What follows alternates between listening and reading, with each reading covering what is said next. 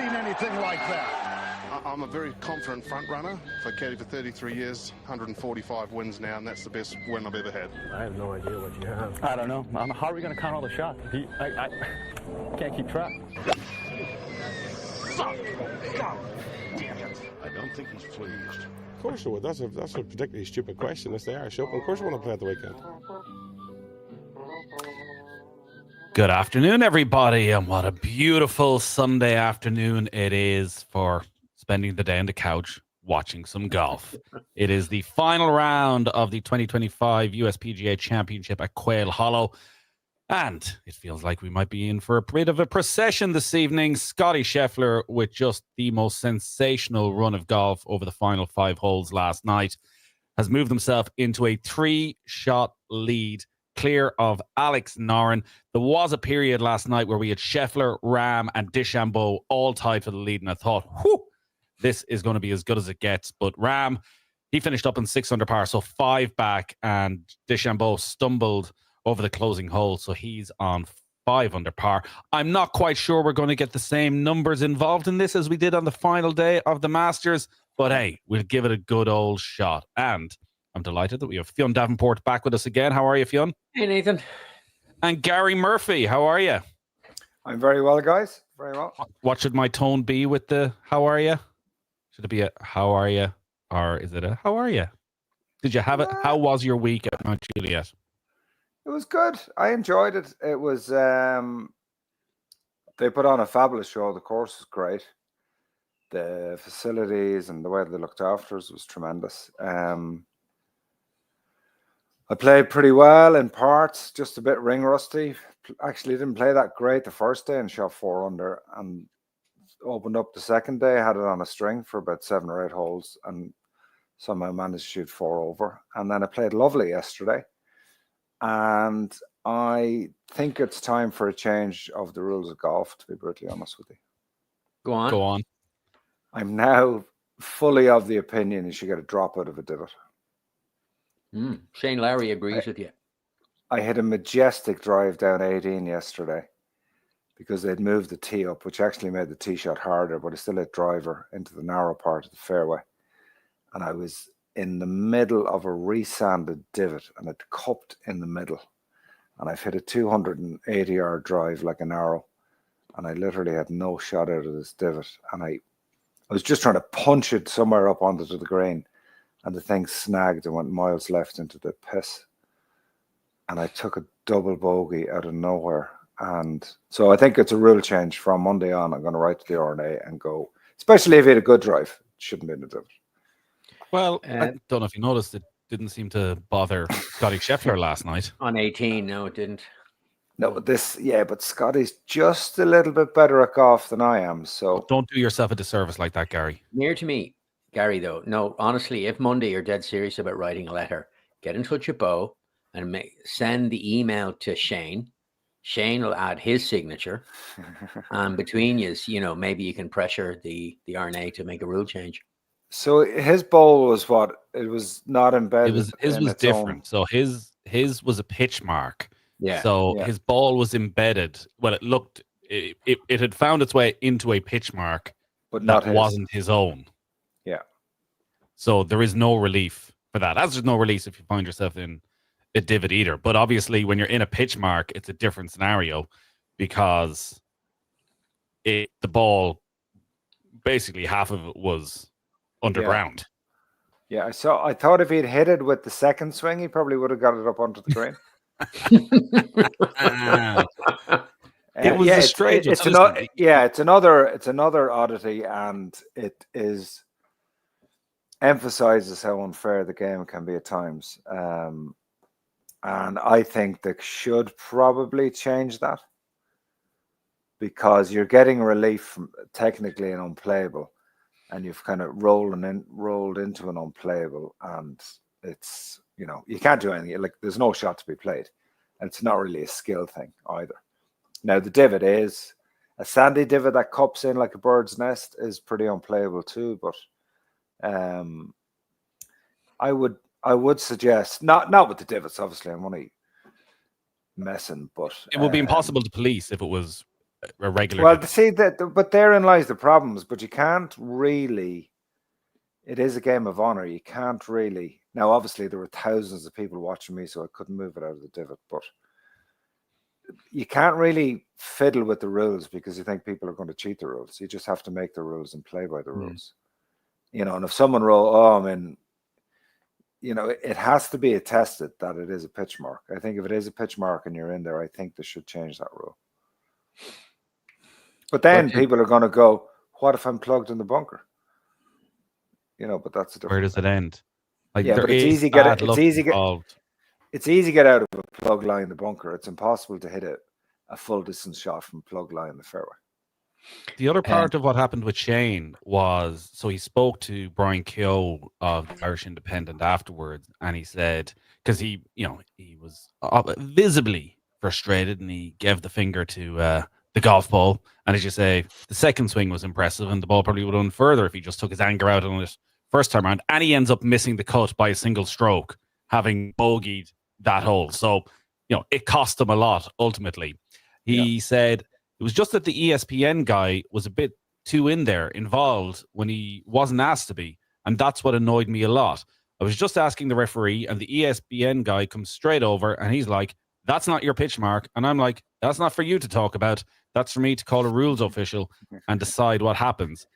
I just said to the rules official, what happens to the guy at 7:10 who's not on ESPN Live? So I think by 7:10 he means the guy who's teed off first this morning. Yeah, true, I guarantee he's not down there arguing that it's his pitch mark. I don't want to drop because it's not my pitch mark, but I'm just saying, and it goes back to, I've had a lot of mud balls again today. So he was obviously just generally very frustrated. But we've touched on this on the pod a couple of times before, that for a game where there are so many rules and there's such an emphasis on integrity, that everybody isn't judged the same way in professional golf, in that every shot that Scottie Scheffler, Rory McIlroy, Tiger Woods ever hits for the rest of his career is going to be live on the TV, is going to be watched by a considerable amount of people. So, not that they want to, but they can't get away with anything, for good or for bad. Whereas, if you're out first in the morning and there's nobody really following you, Shane Lowry could have walked down there and be like, well, it's a perfectly cut pitch mark. My ball is sunk in there. It must be mine. Now, I wonder where you land on that, Gary, because players do use the TV officials to their advantage at times when it suits them, when they're looking for where the ball crossed the water, when they're looking to see where a ball landed. So what's I don't know who ESPN guy is. What's the right thing for ESPN guy to do? Shut your mouth and eat your dinner. Really? It's not for him to, unless if he's called into action, he's allowed to give or relay what the cameras have said. But the touchiness is because the course is soft, they're getting mud balls, they're not placing, and that adds to, I'm forever of the opinion, if there's any mud balls in question, you got to place. There's no skill. There's a bit of skill, but there's a lottery to it as well. And Augusta are very guilty of this as well. And a lot of the time, it's like we had it at the K Club 2 years ago, where we had new fairways, and whilst they're pure now, they still hadn't bed in 100% as you would wish. And they decided to place for the element of fairness. And all the members, myself included, were kind of going, that's a bit of a surprise call. But it's just an element of fairness for the field. The thing with the plug ball, like you can hit a shot at 7:10 around a corner and cut the corner, and you go up and it's plugged in the fairway, and you're just presuming it's your plug mark. So there's vagaries with that as well, and guys, might bend it a little bit. But then if you don't see it, you're just presuming if the ball is plugged, it's my pitch mark. So it is. I can feel his pain on that, really, because it's such an unplayable shot as well. This is the Golf Weekly PGA Watch Along. So it's different from our normal podcast because you can actually leave a comment. So if you've seen anything with Shane, with Rory, with Scottie, anything that you saw over the last few days, or any questions you want to ask Gary or Fionn, just get them in and we will get to them over the next sort of 45 minutes or so.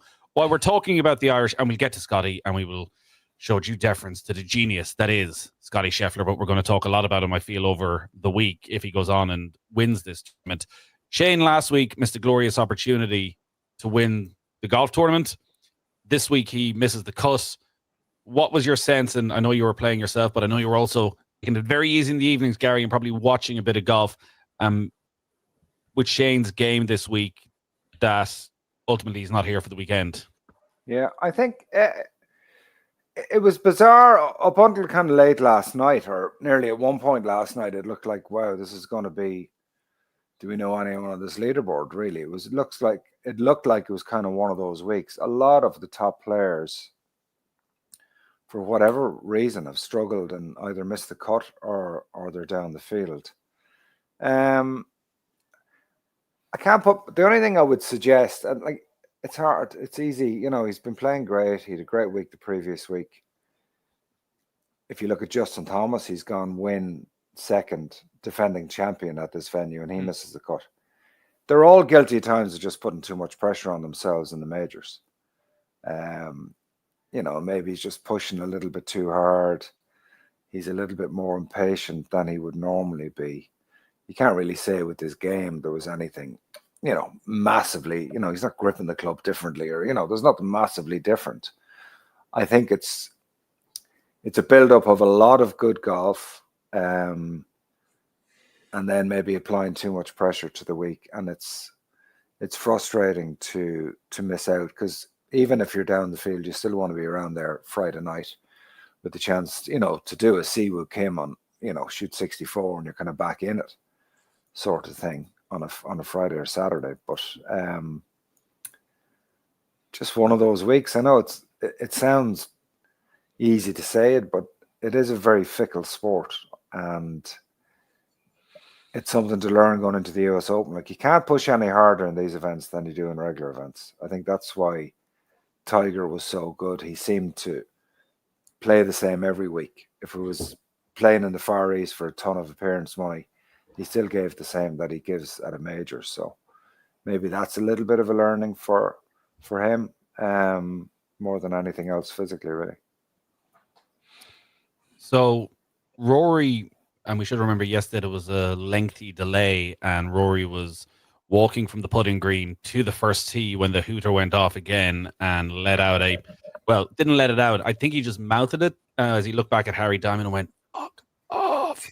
He's probably been up at about 4:30 in the morning, because I think he was teeing off at about 7:10 in the morning alongside Xander Schauffele, and maybe with the forecast and the potential of the wind strengthening as the day that was going on, the fact that, listen, the history was there. 2010, he makes the cut on the number. He runs right on the weekend, final round 62, and he wins the tournament. It still felt that maybe Rory could do something special to get himself back into the mix, particularly with the names that were on the leaderboard. And ultimately, Fionn, the game just wasn't there. And now maybe that comes back to the change of driver, which we'll talk about with Gary in a moment, as to the exact technicalities of that. But this was far from vintage McIlroy all week long. Oh yeah, but like, did you really think that there was? I never got the feeling that there was really that he was going to go on a heater, or that he really was going to challenge. I don't think you could have that feeling, but I'm sure. Look, he was a different golfer. Nobody in 2010 said, "Oh, McIlroy's made the cut in the number." I'll tell you what, I'd say he's going to go for the weekend. Like, that just happens. Yeah, he could have gone out the morning, shot 4 and another cut 9. Yeah, I mean, like we talked about it a bit on Friday. Like, as he said during the press conference, I'm playing with house money this week. You know, it's like, it felt like it was like, you know, I'm here. His driving, which is imperious at best and without parallel, just hasn't really been there for a while. Like, this is like, he's got that bit of that left miss going. And like, look, it's small things. We talked about it on Friday with Shane. He obviously didn't play well with the driver. He made 4 fairways on Thursday, and Friday was better, no doubt. Like, he played, but I never thought there was much. I don't know. I wasn't really looking at Rory for a win or for Actually, I tell a lie. I did say he would be in the conversation because he's so good, and he still could be. Like, I think he could back himself into a top. I think he definitely could play himself into a top 5. The pressure's off him today. Nobody expects him to win at all. So I think he's going to shoot 8 under. He could easily. I mean, I don't think he would. Sorry, it'll be windy today. They're going to play those Sunday pins. I think he could go lower. Like, I think he has a 65 in him. And I think we'll talk about Alex Noren. We'll talk about JD Poston and Davis Riley. I don't know that these guys are going to stick around. So as some, I think Rory definitely could be there, but I just didn't think there was, I didn't think there was much of a week in him this week. It's been flat all. Yeah, it's been whatever, and understandably so. Well, yeah, yes and no. Yes, because we're human beings. Sorry, yes, because we're human beings, and he's just achieved something that he's spent the last 11 years trying to achieve. And Jesus Christ, give the guy a break. Like, yes. And no, because he's one of the best golfers in the world. And the greatest champions of all, they reset every time and they keep going, and this is his moment, and this was his golf course. This is a place he's won before 4 times. There's a part of me that thinks, like, I can't tell Rory how to be or how he should be, and I don't know, but there's a little part of me that was just like, oh, I want this to be more than his win at Augusta. I want it to be more than Tiger 2019 or, Darren at Royal St. George. I want this to be part of a new pattern rather than just, right, he got there, okay, fair enough, and then it's, back to the same old Rory. The argument against that, Gary, is that this isn't the same old Rory, that the same old Rory we've got used to over the last few years is actually Rory's put himself in the mix for quite a lot of majors. And maybe this is the first sign of an answer to that question we've all been asking post-Augusta as to his, I won't say resolve or his focus, but maybe just how much that took out of him. And that he came here this week, golf course he knows inside out, and maybe was just expecting something to happen, maybe just expecting an energy return, and even that line of playing with house money, that no matter how much he maybe wanted to double down, work really hard and focus for this week, when he's achieved what he just achieved and the manner that he achieved it, it was an impossible task. And maybe this year might end up being like that, and we have to give him a 12 months grace. I'm being very generous here to get back to just competing. Yeah, I don't think the year will be. I think I did say, if you want to look back at the tape, that I think he'd have a flat week this week. I think he'll do well at Oakmont. The only thing surprises me is that he doesn't have the identical backup. Now, it is very difficult to get that, but with the technology they have available, I don't know why he didn't have a driver that was the brother of the driver that he was using. That surprised me more than anything. But I just felt he'd have a little bit of a hangover coming in this week. And the hunger is the secret sauce in golf. I'm not saying he's not hungry and he wasn't aware that he was, going for number 6 too. But I think, as Fionn pointed out, it's just human nature to, unless you're just the most ruthless competitor like Tiger was. And Rory's not like Tiger. He's much more of a normal human being, I think, to Tiger. Yeah. So, he's, not consciously, but he's just, even the comment house money, he's resting on his laurels a tiny bit, and that's perfectly normal.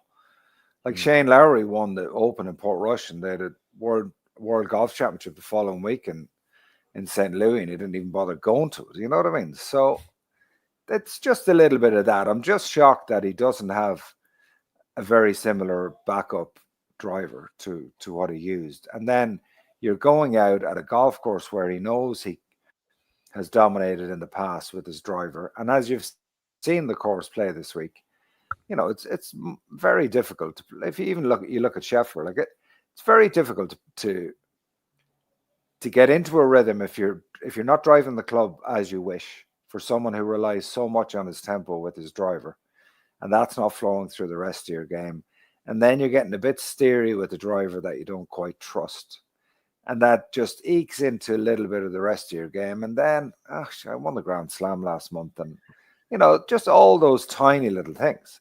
Now he's getting up in the morning, he's doing his gym, he's doing everything, he's working as hard as preparing as he would any other event. It's just the tiny margins, and I think that's why he's been a little flat this week more than anything. But he showed great professionalism to make the cut. We got a bit of try luck his to very make the best cut. today. Yeah, but listen, It's not an it's 18 golf. that hits the roof. It doesn't Hits the matter. roof, got the luck that Shane Lowry didn't get. Yeah, but you got to get luck to do well in golf. Can I just go back to the Shane issue? Yeah, I mean, Shane didn't get the luck, obviously. Although golf is a funny game, is that he missed the cut, and you can say, well, he played it out of an impossible lie. Ergo, it's had he not had that lie, he would have made the cut. I'm not saying you're saying that, Nathan, but that's. I don't really buy. I don't think Shane didn't play terribly, didn't play well enough. But I think the general reaction, although the frustration is so completely understandable, the demeanor, like it's jarring. And also, as well, as I found it obscene that the commentators who, frankly, I must say, I'd have a go at Nick Doherty and the guys who were if that had been, for the sake of argument, Patrick Reed, they'd have shited on about the need for a lesson in etiquette and blah blah blah blah. And he's European, he's a hometown favorite, he's a generally likable and liked character. So therefore, it's it went there was nobody commented on it. And you cannot tear the turf up like that. Is this when he was digging the ground? Yeah, it was outrageous. Yeah, but the whole whole thing. They cheerlead way too much, Sorry? When I was first commenting, my first comment, the commentators cheerlead way too much. Yeah, absolutely. And I think that I don't mean this is that necessarily, you also don't want the commentators they're not schoolmasters, it's not tut everything. And I get that. Look, golf is an immensely frustrating game. And I totally get your point, Gary. And Shane made the point, is the guys out at 7:10 a.m. aren't getting the kind of scrutiny, certainly not the television scrutiny. But if you're on TV, it's because you're in the elite groups. You're an elite player. He's a top 10 player now. And I think that the general demeanor, the way Scottie Scheffler reacted to the mud ball situation on Thursday, he definitely griped about it, but he also had a sense of, I thought he dealt with it very, very well. And I think that it's of a piece at the moment where Shane, and I've said it on the pod, I think Shane's perfectly entitled not to talk to the media for half an hour if he's really had a terrible day, because the last thing you want is someone sticking a mic into your face when you haven't had time to kind of decompress or calm down. I get that. But at the same time, there's a part of you that's you know what? Golf has been unbelievably good to you. Unbelievably good to you. You need to give something back. Yeah. And part of that is that as an elite player, you have to maintain a better demeanor on the golf course, and you have certain obligations that you just have to fulfill, even when you don't want to. And for me, I found the fact that the commentators didn't, nothing was said, I thought was really kind of out of line. Yeah, it's hard to disagree. Well, Peter Ellis said it, didn't he? When you're a commentator, you're a commentator. When you stop playing, you're friends with all the guys, but you need to the very first commentary I did for Sky at the Irish Open in Photo Island, and Rory hit a wedge, first round wedge on the 16th. And the ball was well above his feet. It was a back left pin. It was just not a pin to go at. And he went at it and he pulled it long left. It was a dreadful shot. And I said it was a dreadful shot. And I won't mention who, but one of the commentators later on that evening said to me, Murph, you can't be criticizing like that. It's Rory McIlroy. I said, but it's a terrible shot. You have to call it when you have to call it. You know what I mean? Shot's a shit shot. Doesn't matter who hits it, and they all hit it, and we all hit it. It's not, but I think there's too much cheerleading goes on, and it's because the thing is, if you criticize them, then they won't speak to you. Well, that's pathetic, and there is an obligation. Like I came off, and this is a tiny thing, but I think it's vastly important. I came off the 18th green on Sunday, and I've just got really unlucky and made a horrific double down the last. And I walk off the green, and there's few, and the hats, and can you sign my hat, please? And you just, how you doing, lads? What's your name? And you just go into, you're there to, you should do what you're expected to do. So for me to walk off that green as a washed up 52-year-old in a huff because I've just made a double bogey and disappoint a kid who sat there all day, that's just the wrong thing to do.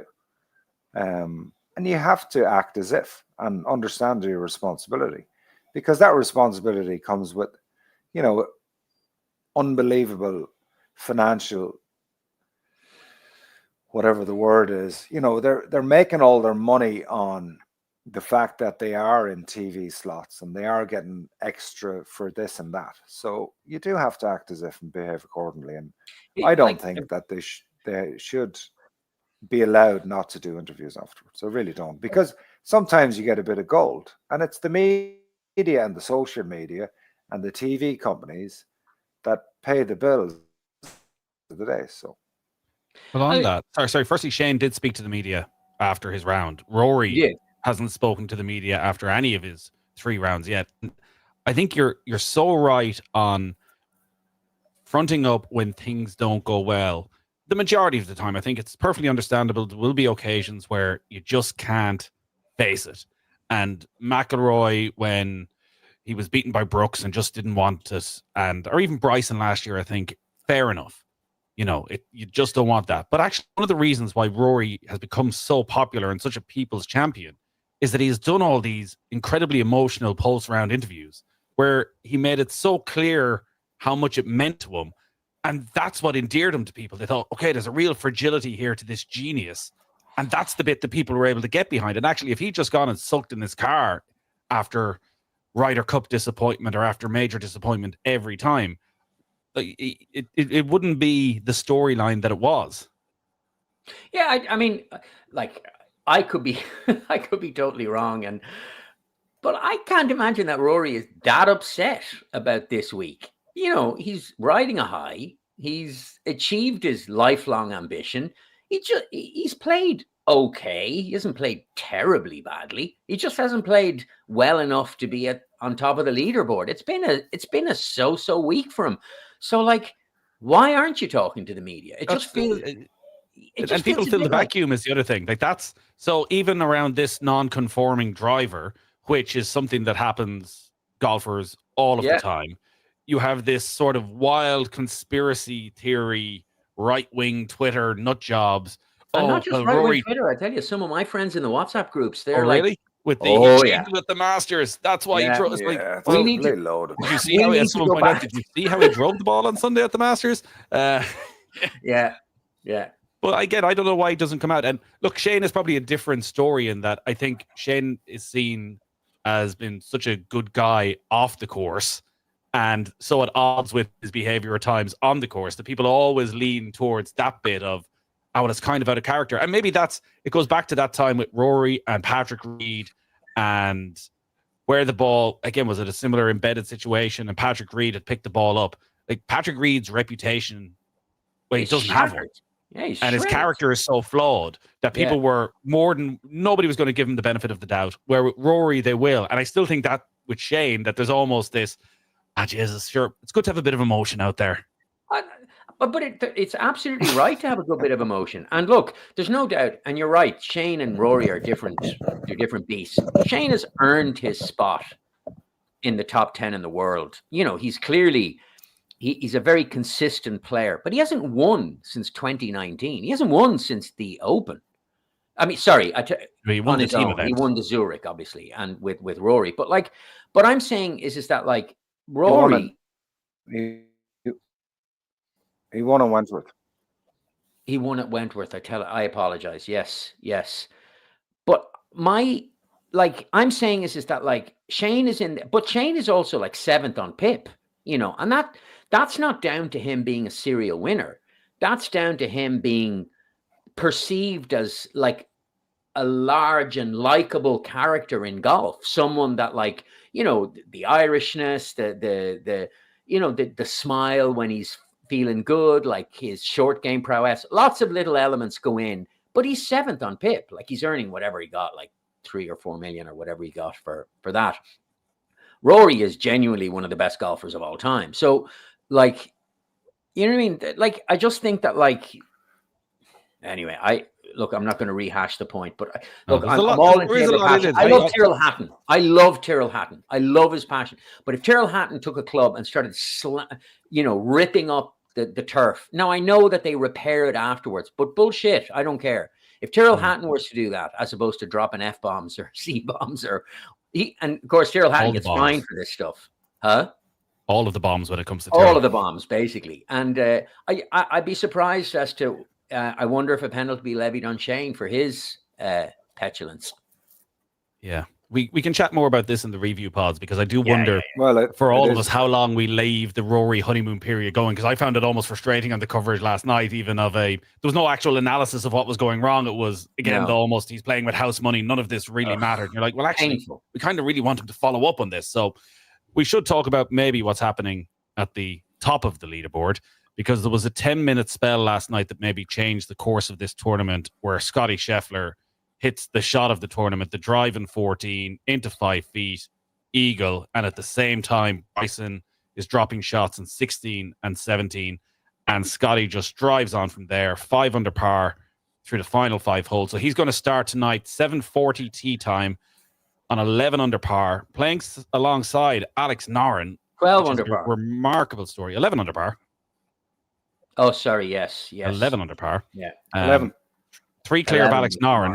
Alex Noren has played one tournament since he played the Dunhill Links last October. And not only is it huge for him in terms of this week and trying to win the tournament, but also you'd have to think if he finishes up in second, he's going to give himself a great chance of Ryder Cup. You got Davis Riley and JT Poston. The problem with Davis Riley is you're never quite sure is his name Riley Davis or Davis Riley, but this is definitely Davis Riley and JT Poston. Then you've got John Ram, who has spoken about completing the Spain Slam and becoming the first Spanish golfer to win the PGA. His approach play has been getting better and better as the week has gone on, and I think it will be most people's favorite to challenge Scheffler tonight, but he's going to start 5 shots back on 6 under par alongside Siwoo Kim and Jonathan Vegas. You've got a group then on 5 under par that includes Bryson DeChambeau, Tony Finau, Keegan Bradley, Matthew Pavon, and Matt Fitzpatrick. And you'd have to think probably that group in 4 under par, Matt Wallace, Adam Scott, Joe Highsmith, and Garrick Higgo are probably out of the running. How good was that last 5 holes from Scottie Scheffler, Gary? Oh, it was insane, really. It's the Green Mile. It's one of the hardest finishes on tour. You saw the other guys, especially Pavon, coming in. Scottie can easily play those in 1 over, and he's 5 under par, and it's like a completely different tournament tonight. And he literally won the USPGA with that finish. The tee shot in 14 was sensational, but then his tee shot in 17 was class. 15 is a kind of giveaway hole if you can hit the fairway, so you're expecting 4 there. But then, and even the fist pump on 18, it was a big moment. It's very hard to see. It's very, very hard to see anyone threatening him, really. Now, it's golf, and we don't know, and that's why we're going to watch it. But it's a phenomenal win in his previous tournament where he played perfect golf. And, yeah, he looks unflappable. He looks unbeatable. And I just wish Ram and DeChambeau were just a little bit closer. I think it's a big day for Alex Noren. As you said, he's only got 1 tournament under his belt. And the other 2, whilst they're great putters, it's a big day for them as well. So the kind of stars are aligning for Scheffler, and it's good. I think it's good because obviously we're very pro McIlroy on this. I think it's the flatness of McIlroy will soon be gone if Scheffler adds another major tonight, and he'll be doubly keen at Muirfield to get back at it. He gained 5 strokes over the last 5 holes, and maybe the reason, Fionn, that this isn't done is because of that torturous final stretch, the Green Mile, and the things that can go wrong. And you look at the contenders at the moment, and Scheffler, Noren, Riley, and Poston, they all finished their rounds really well. So we saw with Bryson, he was able to put himself in a position to post a score and just couldn't hang on at the end. But like, this feels like one of those PGAs, Fionn, that in 20 years' time we'd be looking back on, and it's just, what was that with Scottie? Which number was that he won? It's sort of like with Tiger when you're going through his 15 majors and you're like, so he won 5 Masters and he won 3 Opens and he won 3 US Opens. So how many PGAs does that leave? It's just, it's a nice handy major victory for Scottie Scheffler.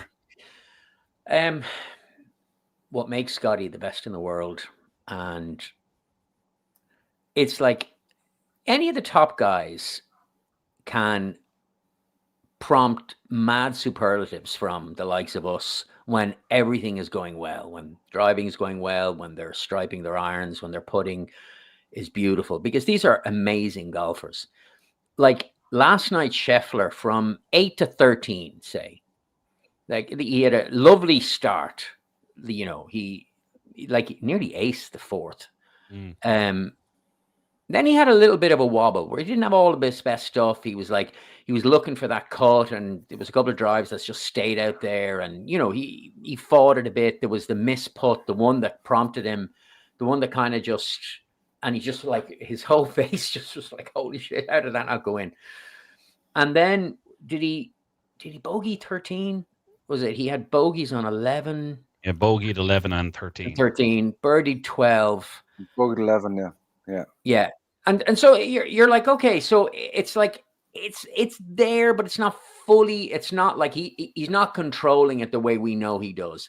And then all of a sudden it's there. It just slots into the groove, and he hits that 3-wood on 14. That was just like, I think it was only was it Mackenzie who was even closer. I think he was like 4 inches closer on his. Was he? Wow. Yeah, he was just like that much closer. My point is this, though.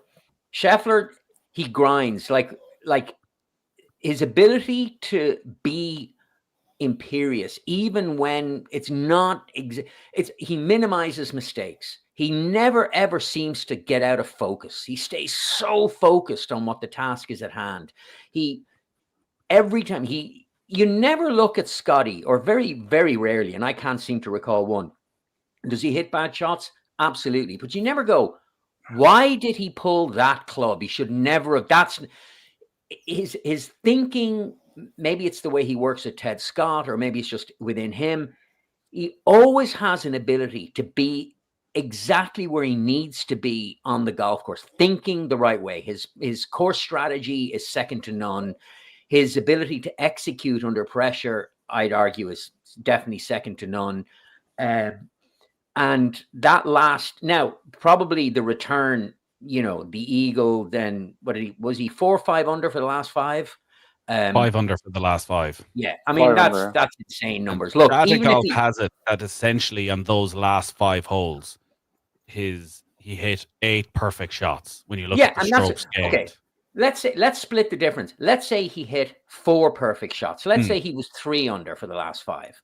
And only had like a 1-shot lead, we would still be here talking about it's going to be hard to see anyone beating Scheffler today because he's so much better than everybody else. Now, look, Bryson, I thought, I agree with you, by the way. Like, there was a moment where it was Bryson, Rahm, and Scheffler all at 7. And I was like, this is going to be the greatest Sunday. Like, it is going to be one of the best Sundays ever. Yeah. And Bryson, I thought, I love his honesty. I love afterwards with Keir Dixon, where he was like going, look, I'm going to admit this. I don't play great in the wind. Like, I really have problems playing in the wind. And maybe I hit the ball so high, whatever. And it's something that he wants to work on. I think he can't fade the ball. That's fine. Well, there you go. Rahm, I thought, played well, and just a couple of little mistakes, but I was delighted to see Rahm kind of back in the mix. But sorry, I think Scheffler's different gravy. I think Scheffler's the best in the world by a considerable distance at the moment. And I think, as I said the other day, I went for Scheffler because what we saw at Augusta was a fighting performance by a guy who was still not fully, who was still undercooked. He still needed another 25 minutes in the oven and coming into Augusta. But he still, what did he like? You know what I mean? You know, Fionn, I had my notes, and sort of after 11, 12 holes, I wondered if that was the conversation we were going to be having again, because I've watched so much of Scheffler this year on sort of the early coverage on Thursdays and Fridays, and every time I watch him, I'm like, how is this guy not going to win every major? Hole after hole after hole, just giving himself birdie opportunity. But there's also been, when you look at his major record, not having won any of them with the exception of the Masters so far, that piece of, God, his B game is able to get him in contention every week. But his A game, he's never had that final bit, with the exception of at Augusta, to just push him through. And what he did there in the last 5 holes was, actually, this is where I separate myself from the field. It was that sort of stretch that wins you the golf tournament. It's him, the best player in the world, maybe the best player of his generation, going, okay, this is easy for me. This is just what I do.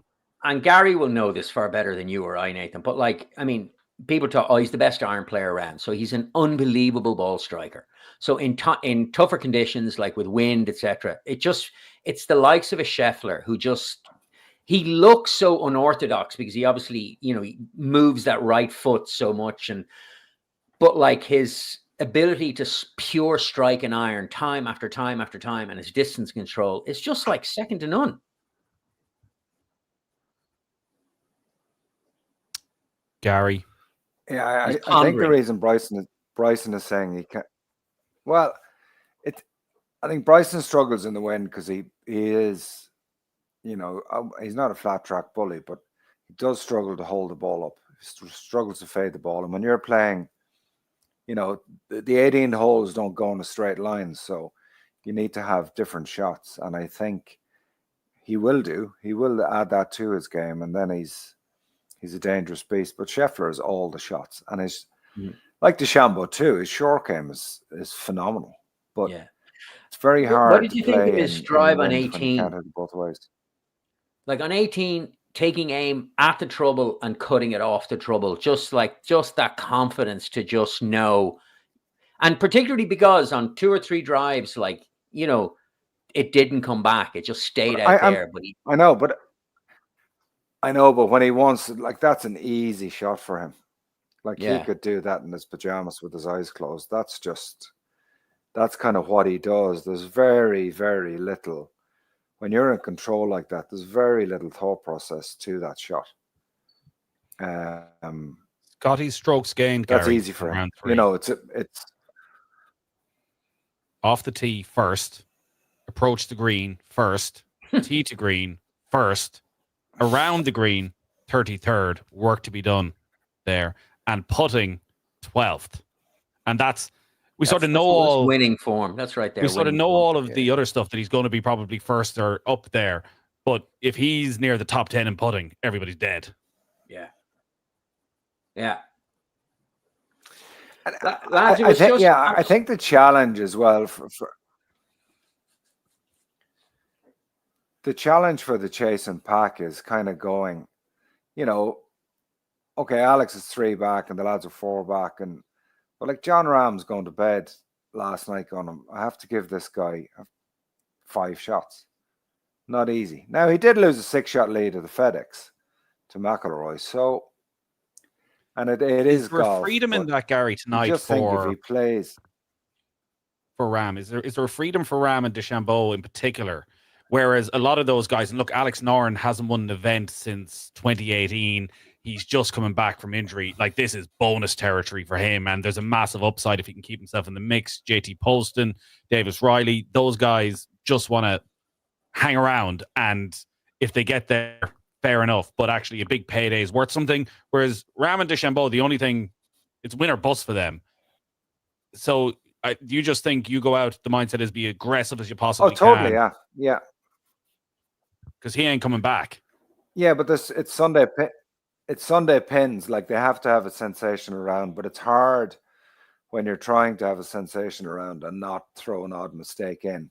And if you do, how much it derails you. So I think between someone is definitely getting to double figures early at some stage. So, but Scheffler has to give them a little bit of help. If he just goes out and is Scottie Scheffler, I don't think, I literally can't see anybody getting close to him, because he can play away from flags and pick his moments, and he's good enough to do that. That would be the strategy for everybody going out with a 3-shot lead, but he's actually good enough to do that. So, and is he under pressure? Yeah, he's under a bit of pressure, but he's not under crazy pressure. So, and he has so much in his locker from the last 3 years, really. He's all those resources to pull on. He's got Ted Scott, who just seems to have the Midas touch with keeping a player. Does Ted Scott ever lose that grin? He's supposed to do so. Every time they went to Scottie on the tee, Ted has this massive. Now, in fairness, with the amount of money he's making every week, yeah, why not? Lads, he's 13 of the last 14. I know, yeah, it's PGA insane. champs. They led or sat within 2 going into Sunday. Given that there's nobody within 3, or there's one guy within 3. Scheffler's won when holding a 54-hole lead. He's won 5 of the last 5. 7 from 7 every time he's held 54-hole lead, and the money to win tournaments. So yeah, the money's insane. Like, I played with Clark. Has he? Wow. I played with Clark Dennis yesterday in the last round. So Clark's almost 60, I think, and he would have played on the PGA Tour in the 90s and early 90s, maybe. And he was saying that his son is caddying for Sam Stevens, and he's made $250,000 this year. And when back in the day when Clark played in the PGA Tour, $250,000 was a good season. So the money these guys are making is just obscene. Donald says the Sky commentators are so preoccupied with apologizing for swearing they don't have time to criticize someone digging up the golf course. They have no choice but to apologize. No, they have to apologize. What goes on with Ofcom in the UK? So no matter, you can even they're all getting on very well. I'm enjoying the commentary this week. They're all kind of I think they realize that at times the leaderboard wasn't what people wanted, so they're having a bit of fun. Can I just say there's a bit of the Barbara Streisand effect on that, though, a bit, because I don't hear half the curses that are being said, and then I hear Radar or somebody or whoever apologize. So with the Skybox, I just rewind to go, oh, I just want to hear it now. Do you hear them all the time? I don't. No. Sometimes they're quite clear, but there's the odd one where it's apologies if you what. Yeah, I think they have a list in front of them as to what's the level. I feel they have to apologize even for a shit.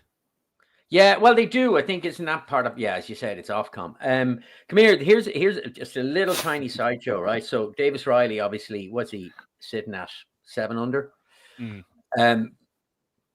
Scottie Scheffler won the U.S. Junior Amateur, beating Davis Riley 3-2 in 2013. Yes. Oh yeah. Yes. Yeah. There they are. Scottie. In fairness, and it's amazing that Sorry, I think we have a delay, Gary, between me and you for some reason. Yeah. Fion's in the middle, literally here, and there's a delay between me and you. Scottie's sort of been able to poke a bit of fun of himself in the post-round interview of, oh yeah, I showed a bit of emotion there, didn't I? That's me really going for it there with the little fist bump. And that's why I think people who maybe found what happened in the Masters so exhilarating on the Sunday night are probably going to be disappointed this evening, because we're unlikely to get that level of drama. But I think if you love the sport, being able to watch somebody at the peak of their powers, and hopefully, unless Rahm or DeChambeau go on a insane Rory 2010 style run and go and shoot a 62 and come back and win it from there, I don't really have a problem with Scottie Scheffler going and shooting 66 and winning this by 6 shots, because that's how good his golf has been for the last 2 or 3 years, that he deserves majors like that. And that level of greatness is always going to be enjoyable. He He is. Yeah, I think it's like watching the snooker. It's like watching the snooker and Ronnie O'Sullivan or Stephen Hendry. You just have to appreciate the greatness. If tonight is going to be that night, and I think most likely it will be. I think you'd be insane to bet against Scheffler tonight. I agree totally. I think regardless of that, the slightly vanilla personality that we assume Scheffler has, the fact that he's quite churchy and prayer groups with Ted Scott and the like and all the rest of it. His brilliance is so electrifying for me that like he's become my favorite player to watch, just because you're watching him execute time and time and time again at a level of brilliance and difficulty that very few others really can aspire to. And for me, that's ultimately the end, is that like, look, maybe he's a lot of fun sitting around a barbecue telling dirty jokes. I have no idea, but like, you know what I mean? I think ultimately, as a golf fan, it's a privilege to watch someone like Scottie Scheffler play. All right. I think we will leave it there for the watch along. Fair to say Scottie Scheffler doesn't ignite the masses the way Rory McIlroy does. But we're recording this at lunchtime, so you have plenty of time if you're listening back on podcast before the golf gets underway later this evening. So looking at the leaders, Bryson DeChambeau is off at 7 o'clock. He's playing with Tony Finau. John Rahm's off at 20 past 7. He's playing with Siwoo Kim. And the leaders, Alex Noren and Scottie Scheffler, out at 7:40. So I guess they'll be done about midnight. Again, I'm not going to ask for a prediction. I'm just going to say, how many is Scottie going to win by, Gary?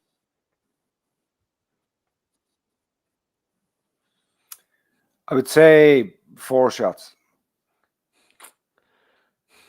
I was going to say 4, but now I can't.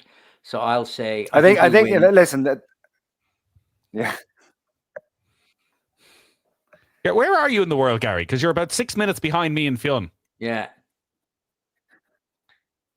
I know it's bizarre. I've really strong Wi-Fi in my house, but for some reason it seems to be glitching on me today. So I do apologize. That's fine. All right, it's okay.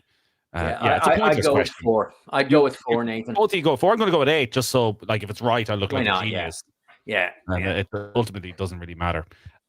We'll be back with a review podcast tomorrow. We'll have the regular podcast during the week as well. Keep your comments coming in on the Discord channel. We'll check in with Shane Ryan over the next couple of days. Shane is obviously at Quail Hollow, and we will get his thoughts on what he's seen over the last few days. But enjoy the golf tonight.